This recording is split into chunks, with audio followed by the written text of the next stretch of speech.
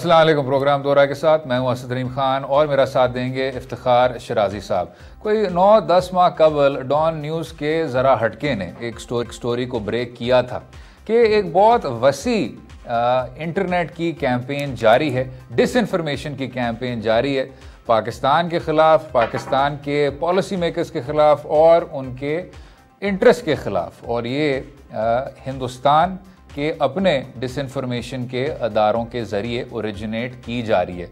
लेकिन अब EU डिसइंफो lab ने एक रिपोर्ट के ज़रिए ये जो सारा नेटवर्क था, और ये 15 साल तवील एक कैंपेन थी जो कि इतनी ज़्यादा ऑर्गेनाइज थी कि डिसइंफो लैब जैसे आज़ाद और गैर जानबदार अदारे को हैरत हुई कि इतने ज़्यादा लेयर्स थे इंसुलेशन के। और उन्होंने वाज़े किया कि 750 फेक न्यूज़ के अदारे थे और 10 से ज़्यादा कायम व दायम NGOs भी थे जो कि यूरोपियन यूनियन के MEPs के को ना सिर्फ उनकी ओपिनियंस को मुतासर करने की कोशिश कर रहे थे, लेकिन पाकिस्तान के इंटरेस्ट को एक बहुत सिस्टमैटिक तरीके से टारगेट करने की कोशिश कर रहे थे। अब इस सब पर बात करने के लिए हमारे साथ हैं यूफोरिया इन्फोटेक के बानी और IT एक्सपर्ट उस्मान शौकत साहब। बहुत शुक्रिया उस्मान साहब शो में शामिल होने का। ये बताइएगा जनाब, अव्वल तो ये हुआ किस तरह, इसमें प्लेयर्स कौन थे, ये सारा कुछ करते किस तरह थे, और फिर उसके बाद आपसे पूछेंगे कि इसका मुकाबला किस तरह किया जाए, इसको प्रिवेंट किस तरह किया जाए।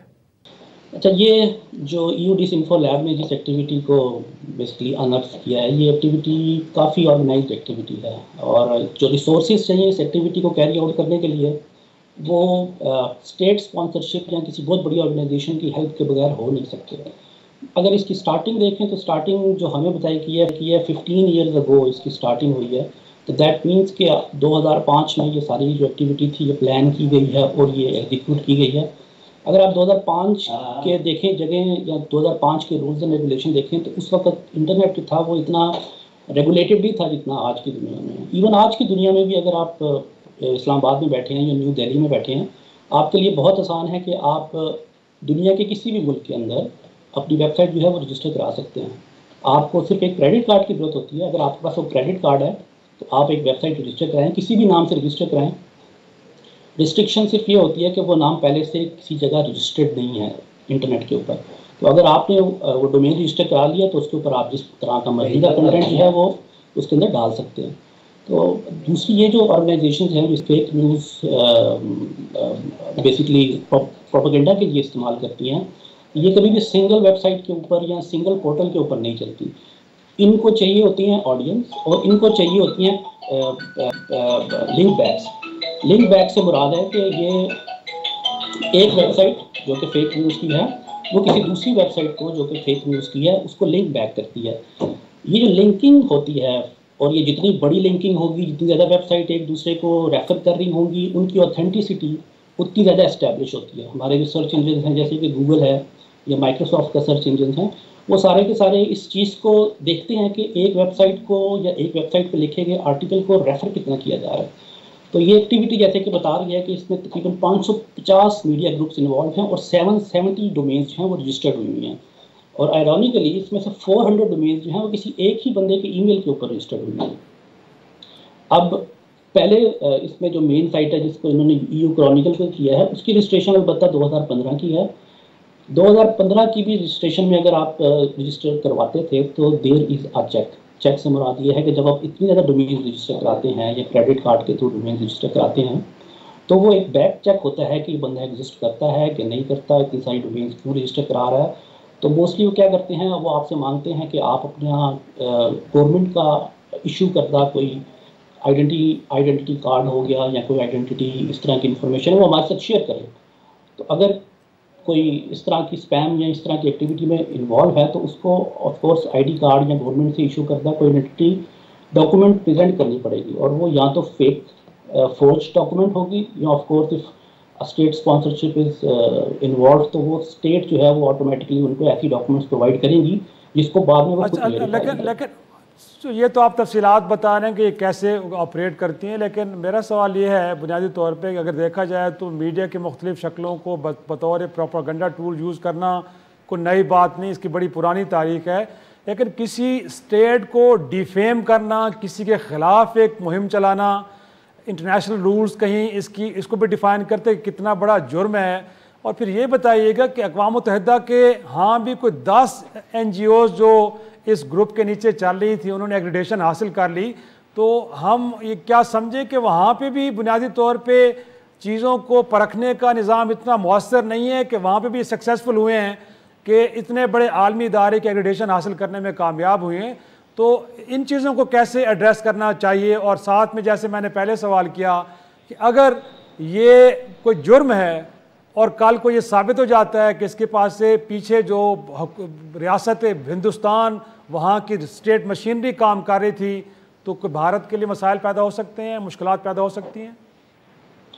देखिए, ये फेलियर तो है जो लॉ इन्फोर्समेंट एजेंसीज हैं जो ख़ास तौर पे इंटरनेट को रेगुलेट करती हैं, ये उनका बहुत बड़ा फेलियर है। EU हो या यूनाइटेड नेशंस हो, उनके भी रूल्स एंड रेगुलेशन हैं जो फेक न्यूज़ से रिलेटेड हैं, जो प्रोपेगेंडा से रिलेटेड हैं। यही वजह है कि जब इस तरह की ऑर्गेनाइजेशन बनाई जाती हैं तो वो काफ़ी लेयर्स होती हैं उनमें। वो डायरेक्ट किसी स्टेट एंटिटी को रिपोर्ट नहीं कर रही होती, किसी स्टेट एंटिटी का नाम नहीं आ रहा होता, फेक प्रोफाइल इस्तेमाल किए जाते हैं।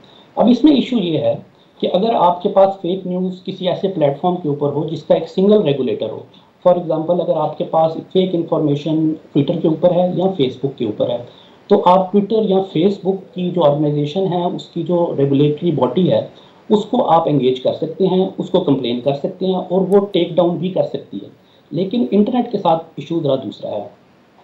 जो वेबसाइट है वो जगह पे रजिस्टर हुई होती है। फॉर एग्जांपल एक इनकी जो वेबसाइट्स हैं वो एक कंट्री के अंदर नहीं है, वो 115 कंट्रीज़ के अंदर है। तो उनमें से किसी भी वेबसाइट को टेक डाउन करने के लिए या उसके खिलाफ कोई एक्शन लेने के लिए आपको उस कंट्री की रूल्स एंड रेगुलेशन को देखना होगा, फिर उस कंट्री की किसी अदालत में जाकर उसको टेक डाउन करने के लिए आपको रिट पिटीशन दायर करनी पड़ेगी। और अगर उस कंट्री के रूल्स जो हैं वो इसको अलाउ करते हैं कि आप किसी वेबसाइट को टेक डाउन कर सकें, या आप उसकी अदालत के अंदर ये प्रूफ कर देते हैं कि इसके ऊपर जो मवाद मौजूद है वो फेक है या वो डिफेमेटरी है या फिर वो एंटी पाकिस्तान या एंटी स्टेट है, तो आप अगर ये प्रूफ करने में कामयाब हो जाते हैं और रूल्स एंड रेगुलेशन अलाउ करते हैं, सिर्फ उस केस के अंदर किसी वेबसाइट को टेक डाउन किया जाता है।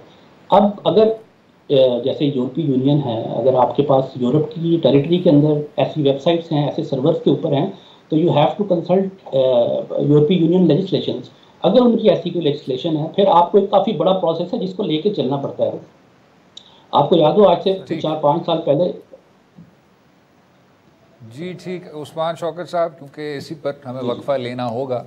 बहुत शुक्रिया शो में शाम का हमें अपना कीमती वक्त देने का और इन तकनीकी नुकात से मुतालिक हमें आगाह करना। इसी पर वक्फा लेंगे, वक्फे के बाद गुफ्तगू जारी रहेगी। स्टे विद अस।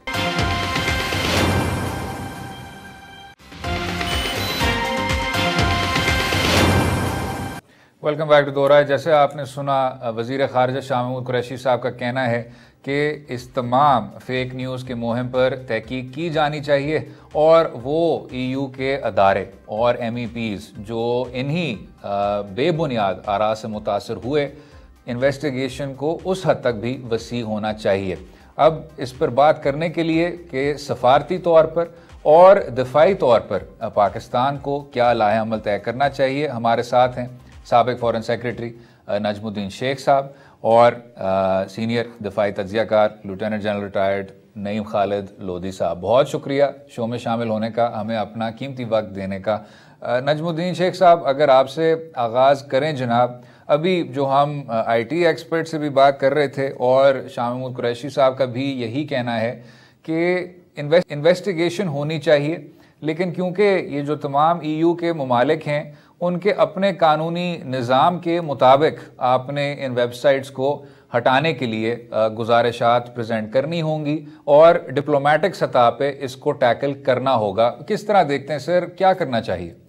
जी बिल्कुल, ये करना चाहिए कि हम हर जो अक़वाम मुत्तहिदा की ऑर्गेनाइजेशंस हैं और जो EU की अपनी ऑर्गेनाइजेशंस हैं, इन सब के दरवाजे पे को खटखटाना है और उनसे कहना है कि ये गलत चीजें जो हो रही हैं इनको ठीक करना आपका काम है। अगर EU इसकी इजाजत देगा, वो कहते हैं कि साहब यूरोपियन क्रॉनिकल्स को हम बंद करना चाहते हैं, बंद कीजिए, क्यों नहीं बंद किए? United Nations human rights commission का ये पहला फर्ज होना चाहिए कि इस किस्म की अगर खिलाफ वर्जी हो रही है और ईयू के जो अपने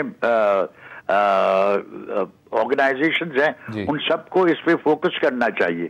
तब ये कहना कि सब आप फ्रीडम ऑफ स्पीच को नहीं रोक सकते, ये नहीं चल सकता, क्योंकि फ्रीडम ऑफ स्पीच की लिमिटेशंस हैं और उन लिमिटेशंस में एक ये है कि जब आप एक डोमेन में आप एक बंदे को इजाजत देते हैं तो वो अपना ट्रांसफर करके और नॉन एक्रेडिटेड बंदे को कैसे दे सकता है?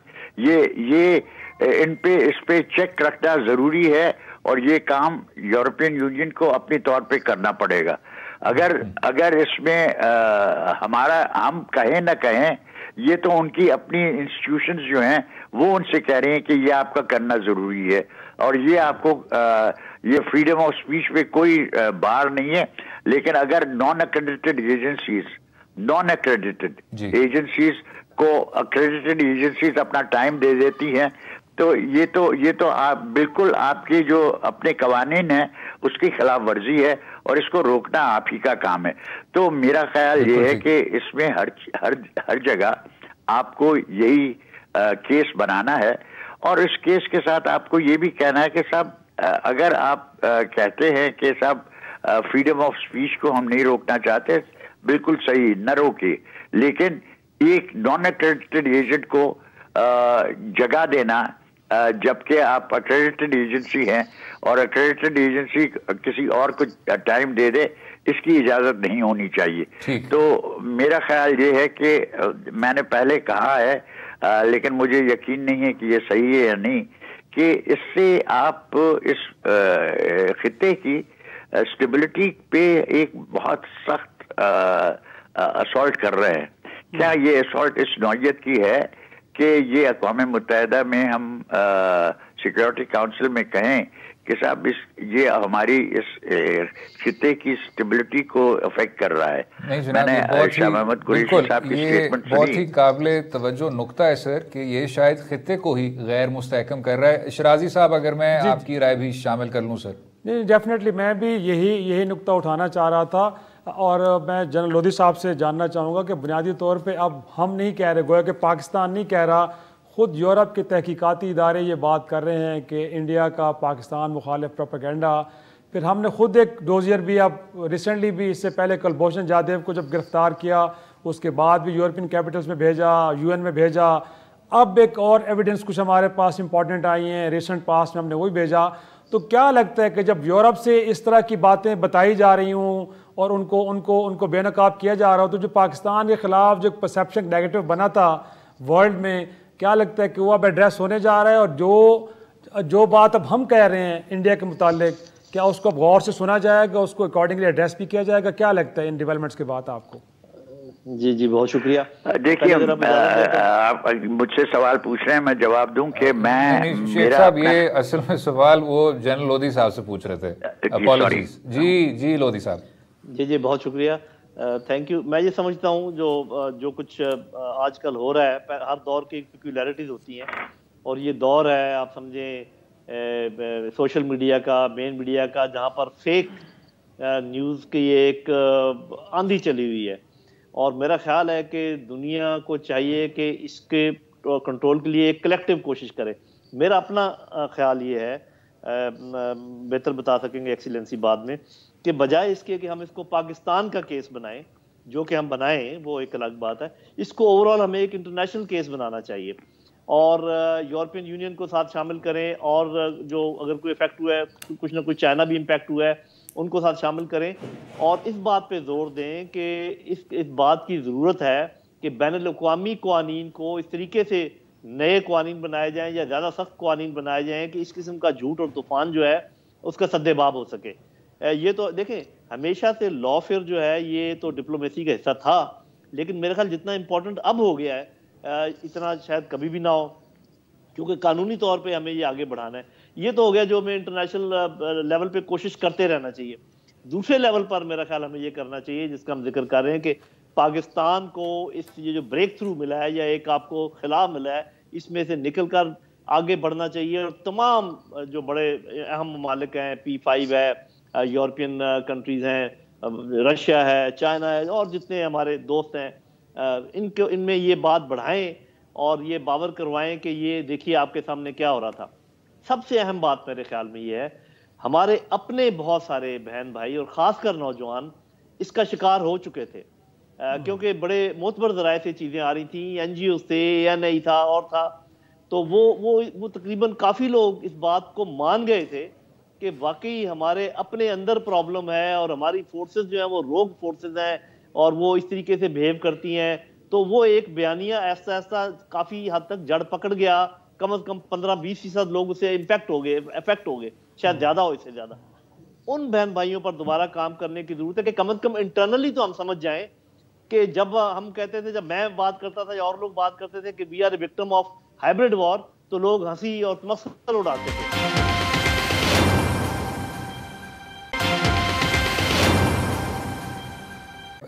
इससे पहले कि मैं नजमुद्दीन साहब के पास वापस जाऊं, जो 5th जनरेशन वॉरफेयर के मुतालिक एक ये हंसी मजाक होता था कि लोग हमें कह रहे हैं कि जी 5th जनरेशन होगा, इसके बाद 10th जनरेशन होगा, तो जब अब इस तरह की एक आज़ाद और इम्पार्शल NGO जब इंफॉर्मेशन नुमाया करती है, तो वही तज्जियाकार अब कह रहे हैं कि जी क्या हमारे अदारे सोए थे, तो उस पर क्या कहते हैं जनाब?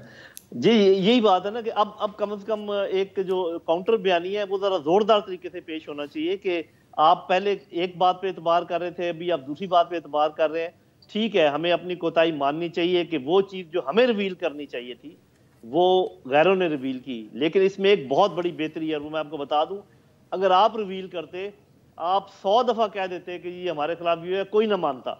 लेकिन अब चूंकि आई ऐसे ज़राए से है जिसको दुनिया ज़्यादा मोतबर मानती है, क्योंकि हमारी इसी मुहिम का ये हिस्सा भी था कि हमें गैर मोतबर बना दिया गया था, तो वो भी, और अपनों की नज़रों में भी और गैरों की नज़रों में भी।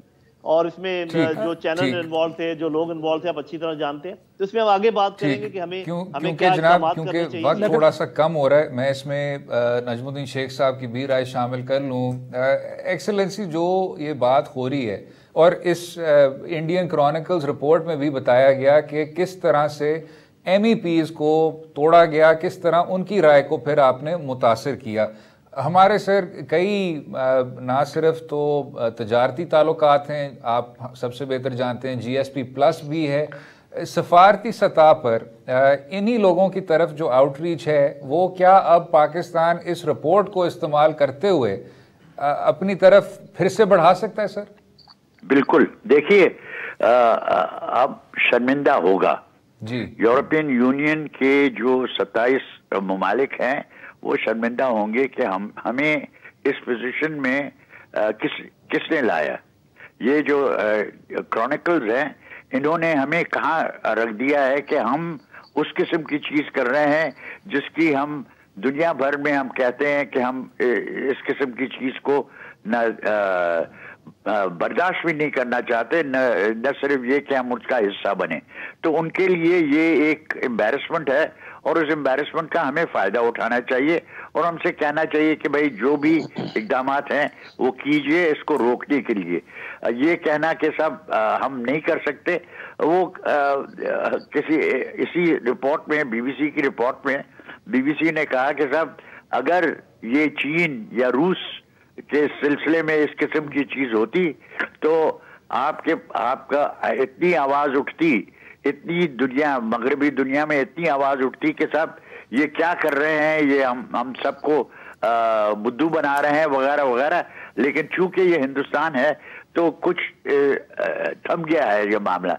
अब ये थमने वाला मामला नहीं है। अगर आप सचमुच अपनी वैल्यूज को एक अहमियत देते हैं, अगर कहते हैं कि साहब हम वैल्यूज पे काम करना चाहते हैं और EU अब अपने लिए एक वैल्यूज का बनाने की कोशिश कर रहा है, अमेरिका ने कहा है कि हमने अपनी वैल्यूज बना ली हैं, तो फिर इन वैल्यूज के बिना पे आपको इसको न सिर्फ कंडेम करना है लेकिन हर सतह पे और हर फोरम में लेकिन शेख साहब आपको क्या लगता है, हमारा मसला ये नहीं है कि इंडिया हमारे खिलाफ मीडिया फ्रंट के ऊपर एक नेगेटिव प्रोपेगेंडा कर रहा है, बल्कि इंटरनली भी हमें वो एक प्रॉक्सी वार के जरिए कमज़ोर करने की कोशिश कर रहा है। तो बुनियादी तौर पे आपको याद होगा कुलभूषण जाधव की गिरफ्तारी के बाद भी हमने इंपॉर्टेंट कैपिटल्स को कोशिश की कि हमारी बात सुनी जाए, लेकिन अब इस एपिसोड के बाद आपको लगता है कि जो रिसेंट डोजियर भेजा गया है तो अब इसको बड़े गौर से देखा जाएगा और पाकिस्तान को बेहतर अंदाज में सुना जाएगा, जो इंडिया के बारे में हम बार बार बात कर रहे हैं कि इंटरनली भी हमें डिस्टर्ब करने की कोशिश की जा रही है। मुझे लगता है कि जरूर सुना जाएगा, लेकिन मैं एक चीज आपको याद दिलाना चाहता हूं कि पुलवामा के सिलसिले में मैंने एक आर्टिकल लिखी थी कि साहब इसको भी आप जरा तफसील में देखने की कोशिश करें कि पुलवामा में आदिल साहब को गिरफ्तार किया हुआ था हिंदुस्तानियों ने, वो कैसे रिहा हुआ और कैसे वो पुलवामा पहुंचा, इस पे आप जरा तहकीक करके देखें और उस तहकीक से आपको महसूस होगा कि शायद ये एक और फॉल्स फ्लैग ऑपरेशन था जिसमें हम फंस गए, जिसमें हमें जवाबदार ठहराया गया, जबकि in fact it was a false flag operation. ये चीजें हैं जो कि अब आप ज्यादा सफाई से पेश कर सकेंगे। ये मैंने आर्टिकल लिखा था, कोई खास इस पे तवज्जो नहीं दी गई।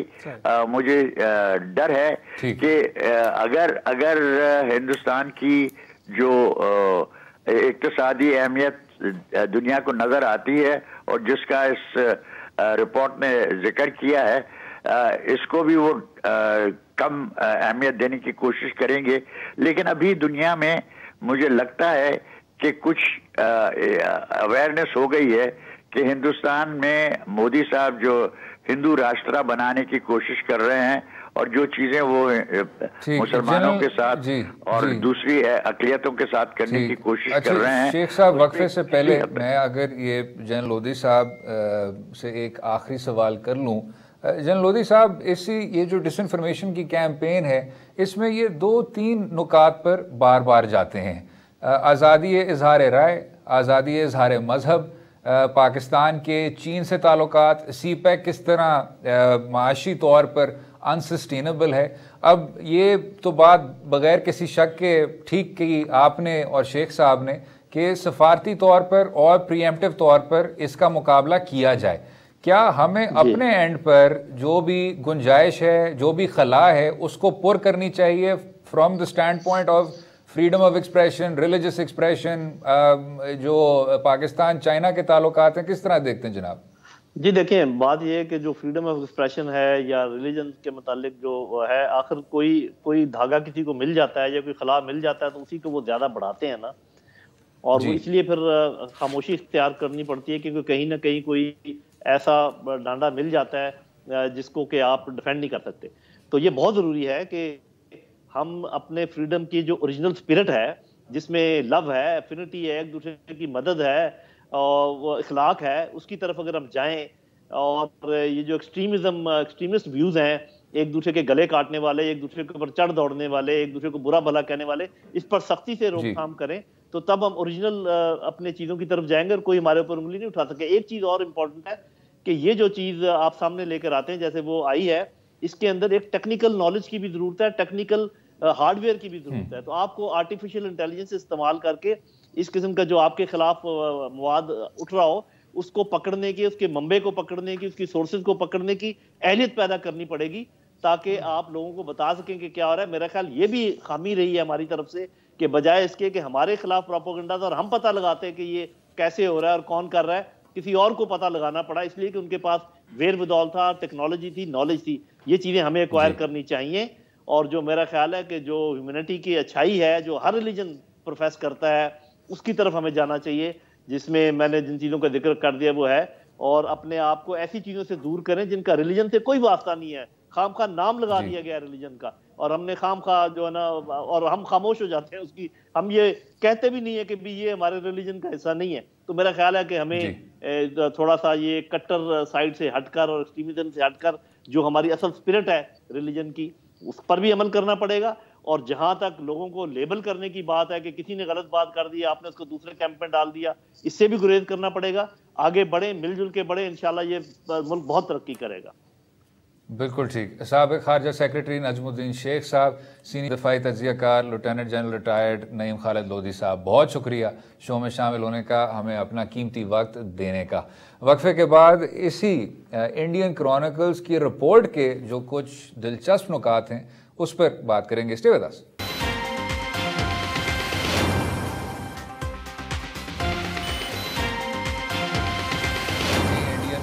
आर्टिकल्स की, जिसमें एक 15 साल तवील मुहिम चलाई गई, मुर्दा NGOs को ज़िंदा किया गया।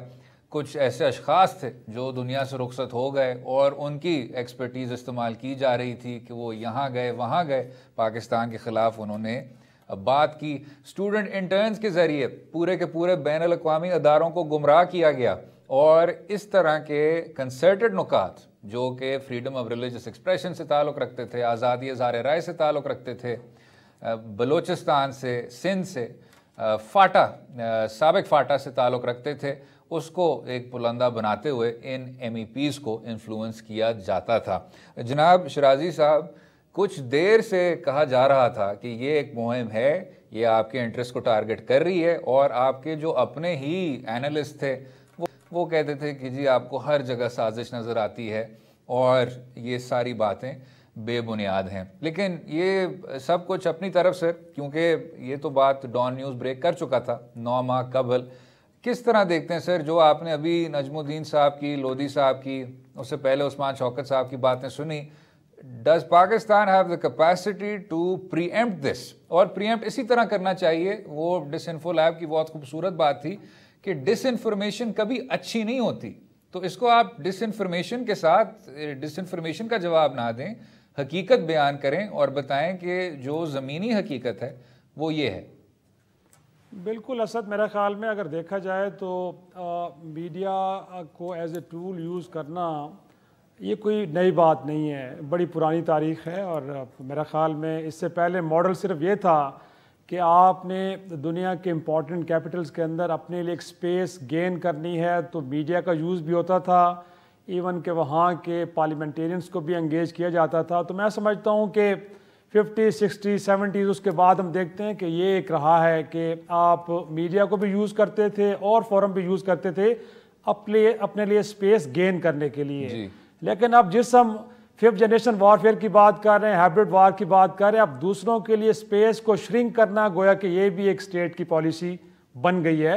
और मेरा ख्याल में इसी को लेके हिंदुस्तान ने हमारे ख़िलाफ़ इतनी मरबूत एक कोशिश की है। लेकिन मैं समझता हूँ कि हमारे यहाँ चीज़ों को अभी भी ट्रेडिशनल वे में एड्रेस करने की कोशिश की जा रही है और यही वजह है कि चीज़ें सरफ नज़र हुई। गोया कि किसी ने अगर इस तरफ हमारी तवज्जो दिलाई भी तो हमने कहा नहीं, ऐसा तो हरगिज़ नहीं है, ऐसा कुछ भी नहीं हो रहा। लेकिन अब जब कहीं यूरोपियन कैपिटल से किसी एक तहकीकाती इदारे ने हमें बताया तो हमारी आंखें भी खुली कि हाँ ये भी हो रहा है। तो मैं समझता हूँ कि जो हर दौर के तकाज़े हैं उनके मुताबिक अपने आप को इक्विप्ड करना मेरा ख्याल में ये बड़ा एक ज़रूरी है। और यही चीज़ें हैं जिनको लेके नजमुद्दीन शेख साहब ने भी नुक्ता उठाया है और साथ में लोधी साहब ने भी ये बात की है कि हमें अपने आप को इक्विप भी करना पड़ेगा और साथ में इसका मुकाबला करने के लिए एक मजबूत कोशिश भी करनी पड़ेगी। लेकिन असद में क्योंकि आपका लॉ का बैकग्राउंड है और हम ये समझते हैं कि दुनिया में बहरहाल इस तरह की डिसइंफॉर्मेशन को एक काबिल सज़ा जुर्म तो तस्वर किया जाता है। ICJ का फोरम हमारे मौजूद है और ऐसा एक ऐसा मरबूत प्रोपेगेंडा जिसने बुनियादी तौर पे पाकिस्तान को दुनिया में डिफेम किया और 22 करोड़ के इस मुल्क को उसकी कीमत अदा करनी पड़ी है। गोया कि कोई कम बात नहीं है।